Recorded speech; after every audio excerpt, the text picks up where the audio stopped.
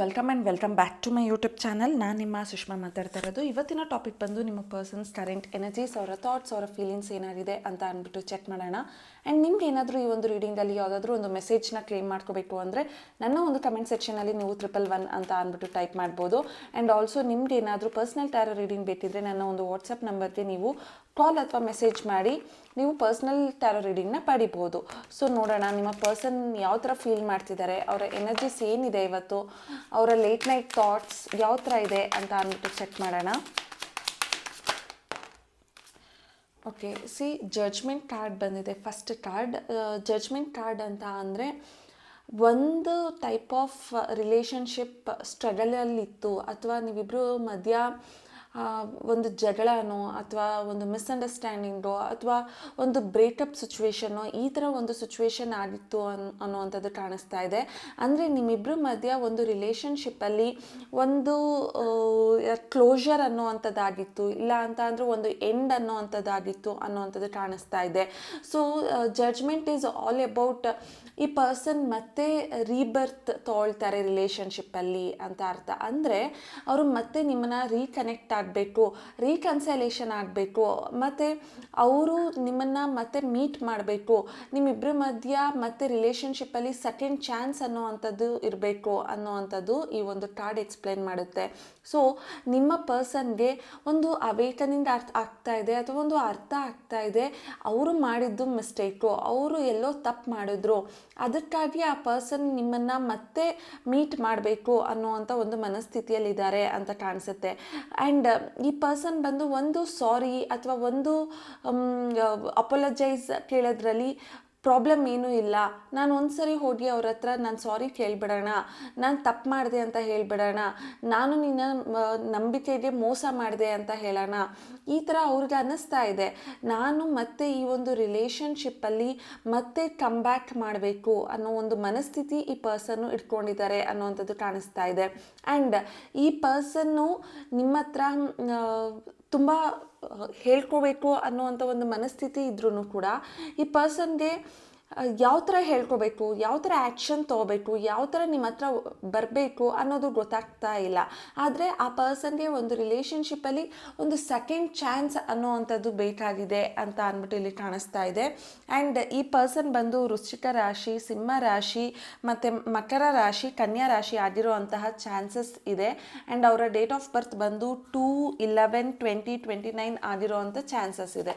So ನೋಡೋಣ ಆ person action ತೊಗೊಳೋದಕ್ಕೆ ಇಷ್ಟಪಡ್ತಾರಾ ಅಥವಾ ಬರೀ ಮಾತೇನ ಆ ಪರ್ಸನ್ದು ಅಂತ. ಓಕೆ, ದ ಎಂಪ್ರೆಸ್ ಕಾರ್ಡ್ ಬಂದಿದೆ. ಎಂಪ್ರೆಸ್ ಕಾರ್ಡ್ ಅಂತ ಅಂದಾಗಲೆಲ್ಲ ಈ ಪರ್ಸನ್ಗೆ ನೀವು ಒಂಥರ ಲಕ್ಕಿ ಚಾಮ್ ಅವರ ಲೈಫಲ್ಲಿ. ನೀವು ಅವರ ಲೈಫ್ಗೆ ಹೋದ್ಮೇಲೆ ಅವ್ರಿಗೆ ಫಿನಾನ್ಷಿಯಲಿ ಅವರು ಸ್ಟೇಬಲ್ ಆಗಿದ್ದಾರೆ, ಮೆಂಟಲಿ ಸ್ಟೇಬಲ್ ಆಗಿದ್ದಾರೆ, ಫಿಸಿಕಲಿ ಸ್ಟೇಬಲ್ ಆಗಿದ್ದಾರೆ.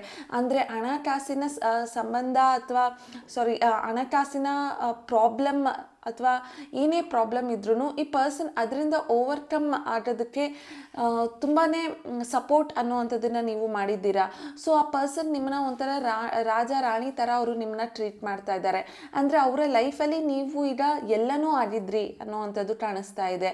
ನಿಮ್ಮಿಂದ ಅವರು ಡೆವಲಪ್ ಆಗಿದ್ದಾರೆ, ಅಂದರೆ ಅವರ ಜೀವನದಲ್ಲಿ ಒಂದು ಡೆವಲಪ್ಮೆಂಟ್ ಅಂದರೆ ಗ್ರೋತ್ ಅನ್ನುವಂಥದ್ದಿದೆ, ಬೆಳವಣಿಗೆ ಅನ್ನುವಂಥದ್ದಿದೆ. ಸೊ ಈ ಪರ್ಸನ್ ನಿಮ್ಮ ಹತ್ರ ಇದ್ದಾಗ ಅವ್ರಿಗೆ ಸಿಗ್ತಾ ಇದ್ದಂಥ ಕೇರ್, ನರ್ಚರಿಂಗ್, ಲವ್, ಕನ್ಸರ್ನ್ ಇದೆಲ್ಲನೂ ಅವ್ರಿಗೆ ಅವರು ಮರ್ತೋದಂತಹ ದಾರಿ ಅಥವಾ ಮರ್ತೋಗಿರುವಂತಹ ಗೋಲ್ ಅದನ್ನು ನೀವು ನೆನಪಿಸಿದ್ದೀರಾ ಅಂತ ಅಂದ್ಬಿಟ್ಟು ಆ ಪರ್ಸನ್ ಅಂದ್ಕೊಳ್ತಾ ಇದ್ದಾರೆ. ಈ ಪರ್ಸನ್ ಇಸ್ ಫೀಲಿಂಗ್ ಲೈಕ್ ನೀವು ಅವರ ಜೀವನಕ್ಕೆ ಬಂದ ಮೇಲೆ ಆ ಪರ್ಸನ್ ಎಷ್ಟೊಂದು ಸಕ್ಸಸ್ ಅನ್ನೋವಂಥದ್ದನ್ನು ನೋಡಿದ್ದಾರೆ, ಮತ್ತು ಆ ಪರ್ಸನ್ ಅನ್ನಿಸ್ತಾ ಇದೆ ನೀವು ಒಂಥರ ಲಕ್ಕಿ ಚಾಮ್ ಅವರ ಲೈಫಲ್ಲಿ ಅನ್ನೋವಂಥದ್ದು. So we'll see what next ಅಂತ ಅಂದ್ಬಿಟ್ಟು. ಓಕೆ, 4 ಆಫ್ ಪೆಂಟಿಕಲ್ಸ್ ಅಂತ ಅಂದರೆ ಈ ಪರ್ಸನ್ ಅವರ ಫೀಲಿಂಗ್ಸ್ನ ಅವರು ಎಕ್ಸ್ಪ್ರೆಸ್ಸೇ ಮಾಡ್ಕೊಳ್ಳಲ್ಲ. ಅವರು ಅದನ್ನು ತಡೆ ಹಿಡಿಯೋದಂಥದ್ದು ಜಾಸ್ತಿ. ಅಂದರೆ ಈಗ ನಿಮ್ಮ ಮೇಲೆ ಅವ್ರಿಗೇನೋ ಒಂಥರ ಪ್ರೀತಿ ಇದೆ, ಆ ಪ್ರೀತಿನ ಹೇಳ್ಕೊಳ್ಳೋದಕ್ಕೆ ರೆಡಿ ಇರಲ್ಲ. ನಿಮ್ಮ ಮೇಲೆ ಅವ್ರಿಗೆ ಕೇರ್ ಇರುತ್ತೆ, ಆ ಕೇರ್ನ ಹೇಳ್ಕೊಳ್ಳೋದಕ್ಕೆ ರೆಡಿ ಇರಲ್ಲ. ಎಲ್ಲನೂ ಕೂಡ ಅವರು ಅದನ್ನು ಕಂಟ್ರೋಲ್ ಮಾಡ್ತಾರೆ, ಸಪ್ರೆಸ್ ಮಾಡ್ಕೊಳ್ತಾರೆ. ಹೋಗೋದು ಬೇಡ, ಮಾತಾಡ್ಸೋದು ಬೇಡ, ನಾನೇನಾದರೂ ಮಾತಾಡ್ಸೋದ್ರೆ ಈಗೋ ಇರೋವಂಥ ವ್ಯಕ್ತಿ ಆಗಿರೋದ್ರಿಂದ ನನ್ನ ಈಗೋಗೆ ಹರ್ಟ್ ಆಗೋಗ್ಬಿಡುತ್ತೆ, ನನ್ನ ಆ್ಯಟಿಟ್ಯೂಡ್ಗೆ ಹರ್ಟ್ ಆಗೋಗ್ಬಿಡುತ್ತೆ. ನಾನು ಯಾಕೆ ಅವ್ರ ಹತ್ರ ಹೋಗಿ ಫಸ್ಟ್ ಸ್ಟೆಪ್ ಅಪ್ರೋಚ್ ಮಾಡಬೇಕು, ಬೇಕಾಗಿಲ್ಲ, let me B single, let me stay silent ಅನ್ನೋ ಒಂದು ಮನಸ್ಥಿತಿಯಲ್ಲಿ ಇರುವಂತಹ ವ್ಯಕ್ತಿ. ಆಮೇಲೆ ಅವರು ತುಂಬಾ ರಿಲೇಷನ್ಶಿಪ್ಪನ್ನು ಅವರು ಹ್ಯಾಂಡಲ್ ಮಾಡಬೇಕು ಅನ್ನೋದಕ್ಕಿಂತ ಜಾಸ್ತಿಯಾಗಿ ಅದನ್ನು ಹೇಳ್ಕೊಳ್ದೇನೆ ಸೈಲೆಂಟಾಗಿ ಇದ್ಬಿಡಬೇಕು ಅನ್ನೋವಂಥ ಒಂದು ಮನಸ್ಥಿತಿ ಇಲ್ಲಿ ಕಾಣಿಸ್ತಾ ಇದೆ. ಮತ್ತು ಅವರು ಫಿನಾನ್ಷಿಯಲಿ ಅಥವಾ ಅವರ ಬಿಸ್ನೆಸ್ ಕಡೆ ಅಥವಾ ಅವರ ಕೆರಿಯರ್ ಕಡೆ ಅವರು ತುಂಬ ಫೋಕಸ್ ಮಾಡ್ತಿದ್ದಾರೆ. ಅವರು ಹಣ ಆಸ್ತಿನ ಸಂಪಾದನೆ ಮಾಡಬೇಕು, ಫ್ಯೂಚರ್ಗೆ ಮನಿನ ಸೇವ್ ಮಾಡಬೇಕು, ಕೆಲಸನ ಜಾಸ್ತಿ ಮಾಡಬೇಕು, ಈ ಥರ ಒಂದು ಮನಸ್ಥಿತಿಯಲ್ಲಿ ಪರ್ಸನ್ ಇದ್ದಾರೆ. ಅವ್ರಿಗೆ ನಿಮ್ಮ ಮೇಲೆ ತುಂಬ ಪೊಸೆಸಿವ್ನೆಸ್ ಇದೆ, ತುಂಬ ಜೆಲಸ್ ಇದೆ. ಆದರೆ ಅದು ಯಾವುದನ್ನು ತೋರಿಸ್ಕೊಳ್ಳೋದಕ್ಕೆ ಈ ಪರ್ಸನ್ ಹೋಗ್ತಾ ಇಲ್ಲ. ಬಟ್ ಈ ಪರ್ಸನ್ಗೆ ನಿಮ್ಮ ಮೇಲೆ ಫೀಲಿಂಗ್ಸ್ ಇದ್ರೂ ಕೂಡ ಅವರವರ ಹಾರ್ಟ್ ಚಕ್ರನ ಬ್ಲಾಕ್ ಮಾಡ್ಕೊಂಬಿಟ್ಟಿದ್ದಾರೆ. ಯಾಕೆ ಓಟ್ ಮಾತಾಡಿಸ್ಬೇಕು, ಓಟ್ ಮಾತಾಡ್ಸಿದ್ರೆ ಆ ಪರ್ಸನ್ಗೆ ಅನ್ಸುತ್ತೆ ನೋಡು ಬಿಟ್ಟು ಹೋದ್ರು ಮತ್ತು ವಾಪಸ್ ಬರ್ತಿದ್ದಾರೆ, ಈಗ ಅವ್ರು ಒಂದೇ ಸೇಮ್ ಮೊದಲು ಥರ ಇರಲ್ಲ, ಚೇಂಜ್ ಆಗೋಗಿರ್ತಾರೆ ಅಂತ ನೀವು ಅವ್ರ ಬಗ್ಗೆ ಮತ್ತೆ ನೆಗೆಟಿವ್ ಆಗಿ ಥಿಂಕ್ ಮಾಡ್ತೀರಾ. ಮತ್ತೆ ಆ ನೆಗೆಟಿವ್ ಥಿಂಕಿಂಗಿಂದ ಮತ್ತೆ ನಿಮ್ಮಿಬ್ಬರ ಮಧ್ಯೆ ಒಂದು ಮಿಸ್ಅಂಡರ್ಸ್ಟ್ಯಾಂಡಿಂಗ್ ಬರುತ್ತೆ, ಮಿಸ್ಕಮ್ಯುನಿಕೇಷನ್ ಮಾಡ್ಕೊಳ್ತೀರಾ, ಮತ್ತೆ ಜಗಳ ಅನ್ನೋವಂಥದ್ದಾಗುತ್ತೆ. ಮತ್ತು ಈ ಪರ್ಸನ್ನ ನೀವು ನಂಬದೇ ಇರೋದ್ರಿಂದ ಅವ್ರು ನಿಮ್ಮಿಂದ ದೂರ ಹೋಗುವಂಥ ಚಾನ್ಸಸ್ ಇರುತ್ತೆ. ಸೊ ಈ ಥರ ಎಲ್ಲ ಈ ಪರ್ಸನ್ ಯೋಚನೆ ಮಾಡಿ ನಿಮ್ಮ ಹತ್ರ ಬಂದು ಅಪ್ರೋಚ್ ಮಾಡಿ ಮಾತಾಡೋ ಬದಲು ಇಟ್ಸ್ ಬೆಟರ್ ಸೈಲೆಂಟ್ ಆಗಿರೋವಂಥದ್ದು ಅಂತ ಅಂದ್ಬಿಟ್ಟು ಈ ಪರ್ಸನ್ ಅನ್ಕೊಳ್ತಿದ್ದಾರೆ ಅಂತ ಅನ್ನಿಸ್ತಾ ಇದೆ. ಅವರು ತುಂಬ ಅವರ ಫೀಲಿಂಗ್ಸ್ ಎರಡನೇ ಚಾನ್ಸ್ ಬೇಕು ಅಂತ ಇದ್ರೂ ಅದು ನೀವು ಮತ್ತೆ ಆ ವ್ಯಕ್ತಿ ಎರಡನೇ ಚಾನ್ಸ್ ತೊಗೊಂಡು ಬಂದಾಗ ನಿಮ್ಮ ಬಿಹೇವಿಯರ್ ಯಾವ ಥರ ಇರುತ್ತೆ ಅನ್ನೋದನ್ನು ಆ ಪರ್ಸನ್ ತುಂಬ ಯೋಚನೆ ಮಾಡ್ತಿದ್ದಾರೆ ಅನ್ನೋವಂಥದ್ದು ಇಲ್ಲಿ ಕಾಣಿಸ್ತಾ ಇರೋವಂಥದ್ದು. Okay, 6 of pentacles. ಸ್ವಲ್ಪ ಫಿನಾನ್ಷಿಯಲಿ ಕಾರ್ಡ್ಸ್ ಜಾಸ್ತಿ ಬರ್ತಾ ಇದೆ. ಅಂದರೆ ನಿಮ್ಮಿಬ್ಬರ ಮಧ್ಯ ಏನಾದರೂ ಹಣಕಾಸಿನ ವಿಚಾರ ಇರಬಹುದೇನೋ ಅಂತ ಅನ್ನಿಸ್ತಾ ಇದೆ ನನಗೆ. ಅಂದರೆ ನೀವು ಆ ಪರ್ಸನ್ಗೆ ಫಿನಾನ್ಷಿಯಲಿ ಹೆಲ್ಪ್ ಮಾಡ್ತಿದ್ರಿ ಅಂತ ಅಂದ್ಕೊಳ್ತೀನಿ. ನಿಮ್ಮಿಂದ ಅವರು ದುಡ್ಡನ್ನ ತೊಗೊಳ್ತಿದ್ರು ಅಥವಾ ಅವರಿಂದ ನೀವು ದುಡ್ಡನ್ನ ತೊಗೊಳ್ತಿದ್ರಿ. ಗಿವ್ ಆ್ಯಂಡ್ ಟೇಕ್ ಥರ ಒಬ್ರಿಗೆ ಒಬ್ರು ಸಪೋರ್ಟ್ ಮಾಡ್ತಿದ್ರಿ, ಒಬ್ರಿಗೆ ಶೇರಿಂಗ್ ಮಾಡ್ತಾಯಿದ್ರಿ, ಒಬ್ರ ಮಧ್ಯ ಇನ್ನೊಬ್ರಿಗೆ ತುಂಬ ಟ್ರಾನ್ಸ್ಪರೆನ್ಸಿ ಇತ್ತು ಫಿನಾನ್ಷಿಯಲ್ ವೈಸ್ ಅಂತ ಅಂದ್ಬಿಟ್ಟು. ಬಟ್ ಈ ಪರ್ಸನ್ ಆ ರಿಲೇಷನ್ಶಿಪ್ನ ಬ್ಯಾಲೆನ್ಸ್ ಮಾಡ್ಕೊಳ್ಳೋದಕ್ಕೆ ಟ್ರೈ ಮಾಡಲಿಲ್ಲ. ಈಗ ಅವ್ರು ಏನಾದರೂ ನಿಮ್ಮ ಹತ್ರ ಹಣ ತೊಗೊಂಡು ಹೋಗಿದ್ರೆ ಆ ಹಣನ ಅವ್ರು ವಾಪಸ್ ಇನ್ನೂ ಕೊಟ್ಟಿರಲ್ಲ ಅಂತ ಅಂದ್ಕೊಳ್ತೀನಿ. ಅಟ್ಲೀಸ್ಟ್ ಆ ಥರ ಆದರೂ ಆ ಪರ್ಸನ್ ವಾಪಸ್ ನಿಮ್ಮ ಹತ್ರ ರೀಕನೆಕ್ಟ್ ಆಗಬೇಕು, ರೀಕನ್ಸಲೇಷನ್ ಆಗಬೇಕು ಅಂತ ಅಂದ್ಬಿಟ್ಟು ಅಂದ್ಕೊಳ್ತಾ ಇದ್ದಾರೆ.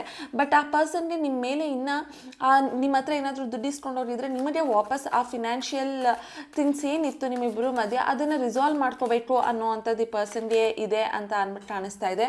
ಇತ್ತೀಚೆಗಿನ ರೀಡಿಂಗ್ಸಲ್ಲಿ ನಾನು ತುಂಬ ಜಾಸ್ತಿ ನೋಡ್ತಾ ಇರೋವಂಥ ಕಾರ್ಡ್ ಬಂದು ಸ್ಟಾರ್ ಕಾರ್ಡ್ ಅಂತ ಅಂದರೆ ಇಟ್ಸ್ ಹೋಪ್ ಕಾರ್ಡ್. ಹೋಪ್ ಅಂತ ಅಂದರೆ ಮತ್ತೆ ಭರವಸೆ, ನಿಮ್ಮಿಬ್ಬರ ಮಧ್ಯ ಒಂದು ಭರವಸೆ ಇದೆ, ನೀವಿಬ್ಬರು ಮತ್ತೆ ರೀಕನ್ಸಲೇಷನ್ ಆಗ್ತೀರಾ, ರೀಯೂನಿಯನ್ ಆಗ್ತೀರಾ, ಮತ್ತು ನಿಮ್ಮಿಬ್ಬರ ಮಧ್ಯ ಒಂದು ರಿಲೇಷನ್ಶಿಪ್ ಅನ್ನುವಂಥದ್ದು ಬೆಳೆಯುತ್ತೆ, ಒಂದು ನಂಬಿಕೆ ಅನ್ನುವಂಥದ್ದು ಇದೆ, ಒಂದು ಏನೋ ಜೀವನದಲ್ಲಿ ಚೇಂಜ್ ಆಗುತ್ತೆ ಅನ್ನೋವಂಥದ್ದು ಒಂದು ಆಸೆ ಮತ್ತು ಭರವಸೆ ಇದೆ ಅನ್ನೋವಂಥ ಅಂದ್ಬಿಟ್ಟು ಈ ಒಂದು ಕಾರ್ಡ್ ತೋರಿಸುತ್ತೆ.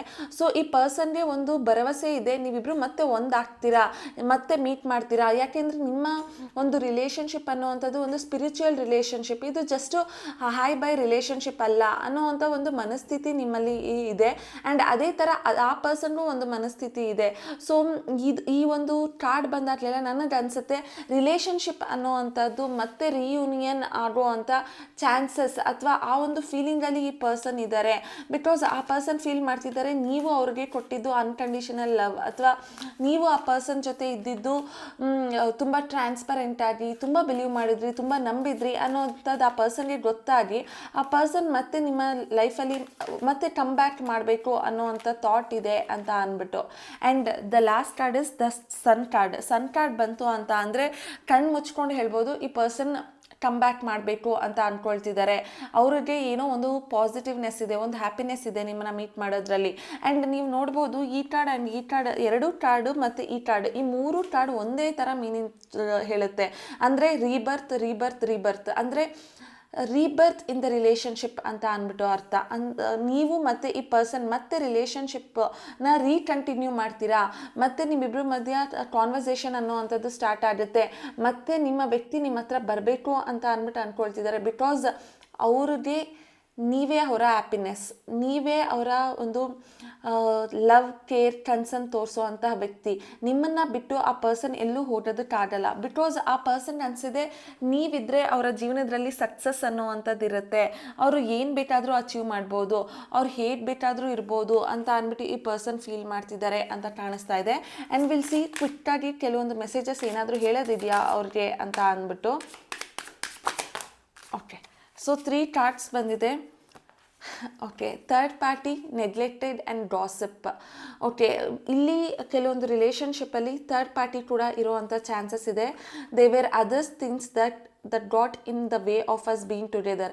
ಓಕೆ, ಸೊ ಇಲ್ಲಿ ನಿಮ್ಮಿಬ್ಬರ ಮಧ್ಯೆ ಮೂರನೇ ವ್ಯಕ್ತಿ ಕೂಡ ಇರೋವಂಥ ಚಾನ್ಸಸ್ ಇದೆ. ಆ ಪರ್ಸನ್ನ ಇವರು ಬಿಟ್ಟು ಬರೋದಕ್ಕೂ ಕೂಡ ಸ್ವಲ್ಪ ಪ್ರಾಬ್ಲಮ್ ಆಗ್ತಾ ಇದೆ ಅಂತ ಅಂದ್ಬಿಟ್ಟು ಈ ಪರ್ಸನ್ ಹೇಳ್ತಿದ್ದಾರೆ ಅಂತ ಅಂದ್ಬಿಟ್ಟು ಹೇಳ್ಬೋದು. And neglected, I fail to give you what you need. So ಆ ಪರ್ಸನ್ ಹೇಳ್ತಿದ್ದಾರೆ ನೀವೇನು ಅಂದ್ಕೊಂಡಿದ್ರೋ ಅಥವಾ ನೀವು ಆ ಪರ್ಸನ್ನಿಂದ ಏನು ಫೀಲ್ ಮಾಡ್ತಿದ್ರೋ, ಆ ಒಂದು ಎಕ್ಸ್ಪೆಕ್ಟೇಷನ್ ಏನಿತ್ತು ಅದನ್ನು ನಾನು ರೀಚ್ ಮಾಡಲಿಲ್ಲ, ನಾನು ಅದರಲ್ಲಿ ಸೋತಿದ್ದೀನಿ, ನನ್ನನ್ನು ಕ್ಷಮಿಸು, ನಾನು ನಿನ್ನಿಂದ ಏನೂ ಅಪೇಕ್ಷೆ ಪಡಲಿಲ್ಲ, ಆದರೆ ನೀನು ನನ್ನಿಂದ ಏನಾದರೂ ಅಪೇಕ್ಷೆ ಪಟ್ಟಿದ್ರೆ ಅದನ್ನು ನಾನು ಫುಲ್ಫಿಲ್ ಮಾಡೋದಕ್ಕಾಗಲಿಲ್ಲ, ನಾನು ನಿನ್ನನ್ನು ನೆಗ್ಲೆಕ್ಟ್ ಮಾಡಿದ್ನೇನೋ ಅಂತ ಅಂದ್ಬಿಟ್ಟು ಆ ಪರ್ಸನ್ ಫೀಲ್ ಮಾಡ್ತಿದ್ದಾರೆ.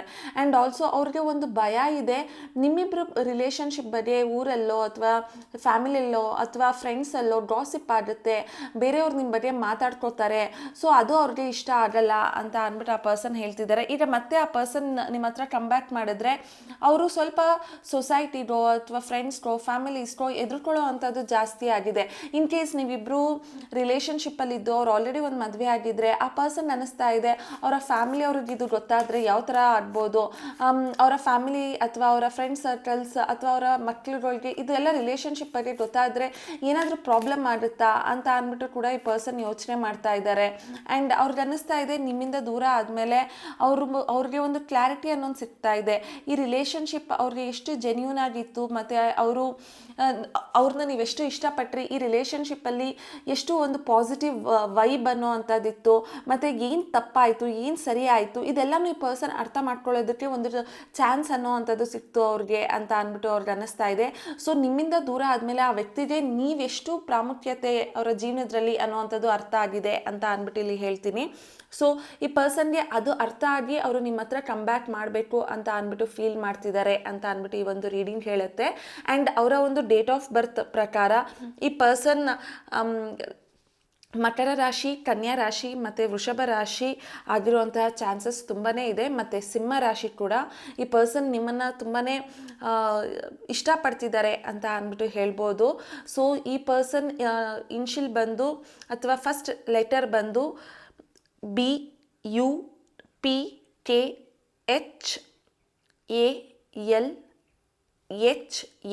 ಇಷ್ಟ ಆಗಿರುತ್ತೆ. ಸೊ ನಿಮಗೇನಾದರೂ ಈ ಒಂದು ರೀಡಿಂಗ್ ರೆಸೊನೇಟ್ ಆಗಿದ್ರೆ ನನ್ನ ಒಂದು ಕಮೆಂಟ್ ಸೆಕ್ಷನಲ್ಲಿ ತಿಳಿಸಿ. Thank you.